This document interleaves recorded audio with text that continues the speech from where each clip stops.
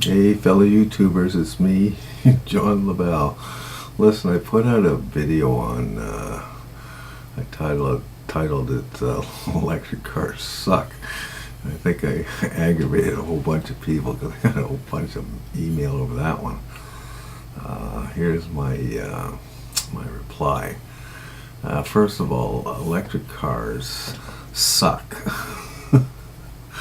There you go. Why? Electric cars are basically powered by batteries, and if you know anything about batteries, you'll know that the batteries have to be replaced, and all batteries have to be replaced. They're rechargeable batteries, and you've seen these little bikes and stuff. A woman buys an e-bike. She pays $900 and something for the e-bike.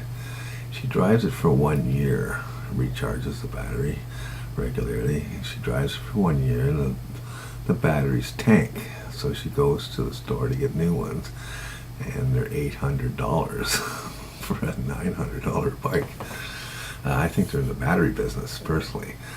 She didn't know that batteries expire. She thought she was going to ride on these batteries forever. So the guy that bought the car for, he claims $22,000 or something. He's leasing it or something. Okay, maybe the leasing company's going to pick it up. I'm pretty sure you're going to absorb the price. So get ready for that one, because a lot of times leasing companies want the car in the exact shape it was when they started the lease. You'll get the bill at the end. You're just not aware of that. There's a thing called fine print. You want to get your microscope out and read that stuff. Anyways, what's the battery worth? In Europe, it's generally about half the price of the car. In fact, in Europe, they only sell you the base car, and then you buy the battery, so this way they can put the car up. They say, oh, well, the car is only worth, here's a car for $24,000. And you say, wow, nice car, electric car, look at this thing. And then they sell you the battery field, which is another $20,000. And that's where you're paying for the car. So that car that you're driving, by the way, you're going to get 1 to 2 years until the batteries are so weak. You'll be lucky if you can make it to the end of the driveway, and it'll take forever to charge it. So get ready for that cost. And that's ongoing. How many times do you figure you're going to replace it if you drive the car for 20 years? You're looking at least 10 times. Number two, if I was to ask you if you could drive me to Vancouver, we'll take your electric car, would you want to do that? Why I ask that is if your car's got, what, a 40-kilometer range, do we have to stop every 40 kilometers and waste an hour charging it if we can find a place to charge it? So here's the mathematical question. How many times are we going to have to stop to charge this car? And how many hours is it going to take to charge this car?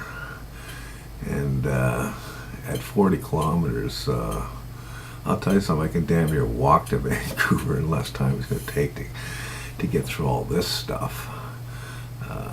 Because if you do the math, it's going to take seasons to get there.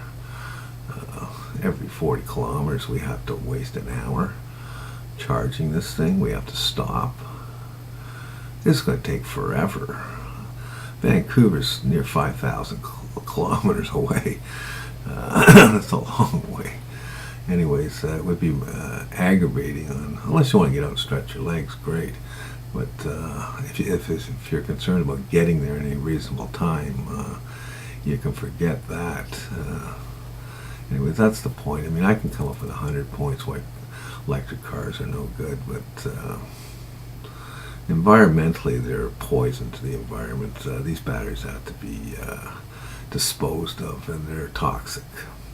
The mining, the minerals needed to mine is, you talk about destruction of the environment. Lots of mining goes on to get the minerals, the materials to make up batteries. I mean, you really need to get educated about what you're buying, and don't wave around that I buy an electric car because I care about the environment. You probably do. You just don't understand the environment. That's all. And as far as oil goes, You should see this shitload of employment. It's about. I know they spill oil in the ocean, shit like that. I mean, it's not a, perfect system either. But if you were to take the employment alone and shut that off, the entire world will shut off. You will not be eating any food. You will not have any electricity for your car. In fact, people will be coming around to your house to eat you and your family because there won't be any food. That's the truth of the matter. The stock market will collapse. The World Bank will collapse. And everybody for himself. That's the danger of trying to replace oil. The world spins on oil. You've got to get used to that. If there's, stuff that's, there's negatives about it. There's negatives about everything. And it's the price you pay to do business.